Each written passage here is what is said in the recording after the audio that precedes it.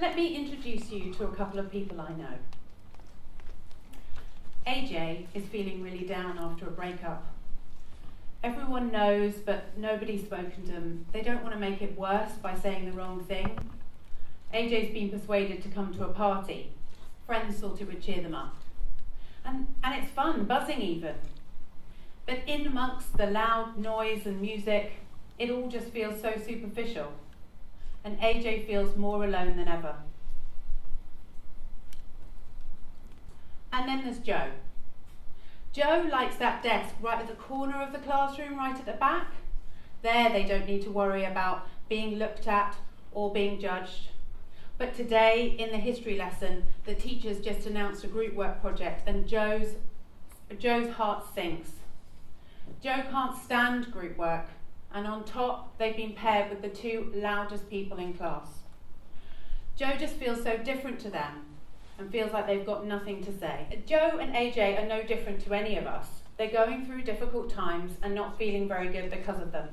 And during difficult times, what can be incredibly soothing is that healing feeling of being connected and talking and sharing with people around you. But AJ and Joe are not letting people in. And this is making their problems worse. And it's making them feel lonely and disconnected as well. And AJ and Joe are not alone. Did you know right now we're experiencing a loneliness epidemic? Now, though loneliness might seem like it's just an uncomfortable feeling, in fact, it's also been found to be just as detrimental to our health as smoking 15 cigarettes a day. But how can this be the case, right? I bet loads of you have got lots of friends. So I'd like a bit of audience participation here, please. I'd like to put your hands up if you've got more than 100 friends or connections or followers on social media or in person. They don't have to be on social media. Can you put your hands up, please? Anyone who's got more than 100? Can you keep your hands up if you've got more than 500? Oh, still a few of you. What about, can you raise your hand if you've got a good friend who lives in a different country to you, who you're really connected with? Oh, that's most of you. I thought an international crowd would draw that answer in. Well, in a time where we're more connected than ever, how can we be lonelier than ever? Well, I think it has something to do with the authenticity and the quality of our relationships. So have a think for yourself. Do you have a good friend? Somebody that you can turn to during difficult times? Somebody you can really open up to, who really listens to you and takes your situation seriously? I won't ask you to raise your hand this time. But just think for yourself, if you do have someone like that, then you're one of the lucky ones. But if you don't, know that you're not alone.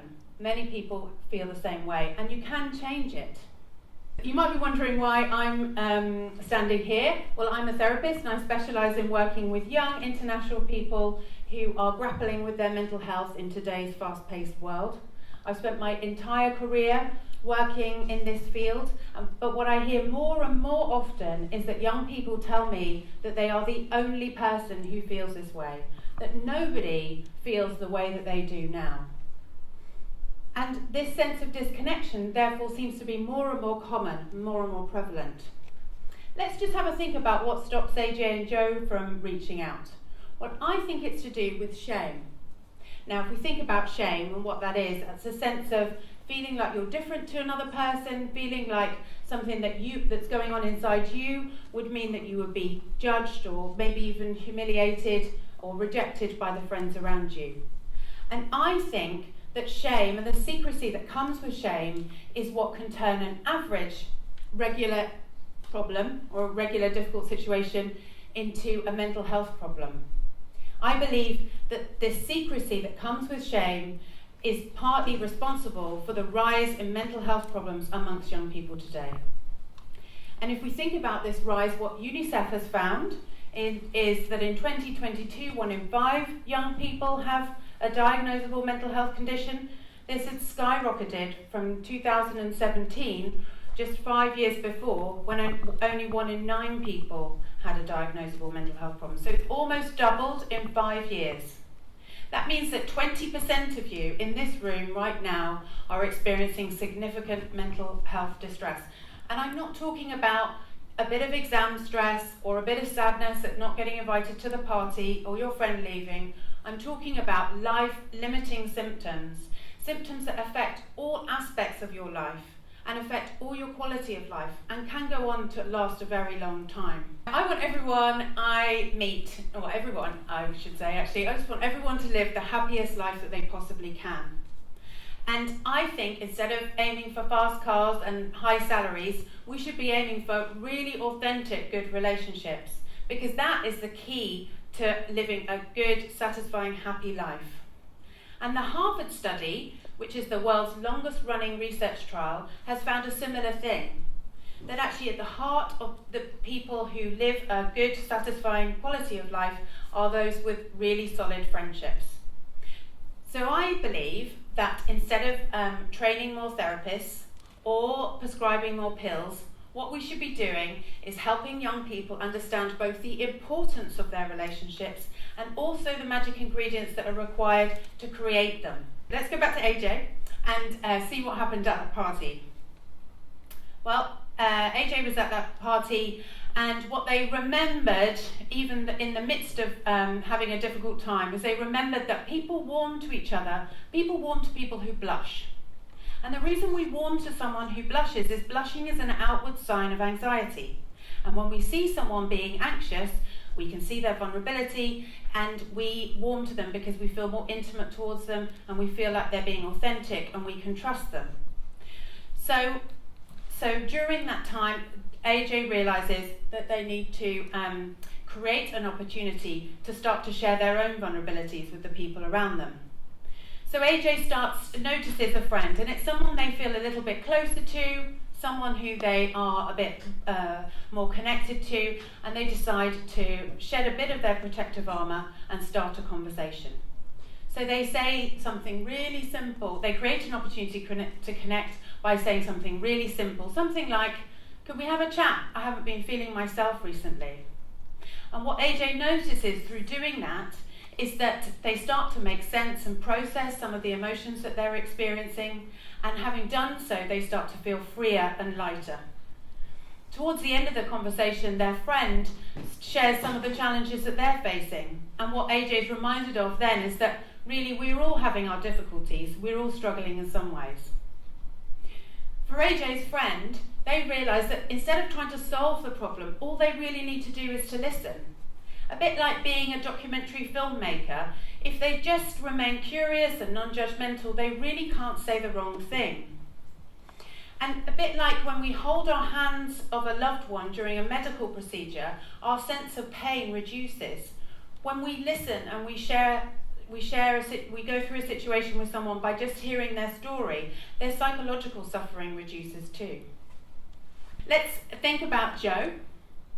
Now, Joe was beginning this history project and feeling very anxious about that. Now, Joe had been shy for some time, and they realised that, in fact, shyness and anxiety is just one of the many emotions. They viewed emotions a bit like waves coming in and out of a beach. And whilst they were feeling these emotions, they just sort of lay back instead of fighting those waves and allowed themselves to kind of surf through them, whilst practicing a little bit of self-compassion, saying things like, "This is just anxiety and this too will pass, and what's the worst that could happen?" A bit like I did as I walked on stage tonight.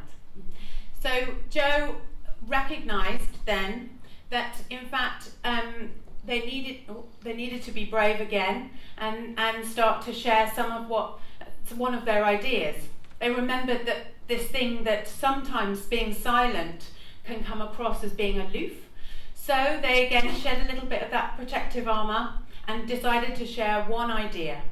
And through that single act of bravery, by sharing that one idea, the others loved it, and this sparked into a really positive collaboration.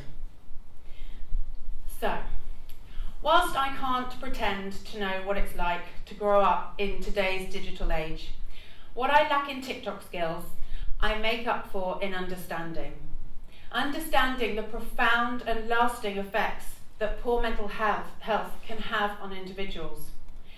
I believe that authentic relationships are the true currency of happiness and our best defence against the current mental health crisis. I believe that we need to invest in our relationships to tackle loneliness, and we can do so by pushing beyond our borders and being brave. So let's try and change the game by intentionally seeking out opportunities to connect, by taking opportunities to share our vulnerabilities and being authentic with the people around us, and by thirdly, giving people around us our full attention. I believe if we can do those three things, we will not only change the game, but have a great time doing it. Thank you for your time.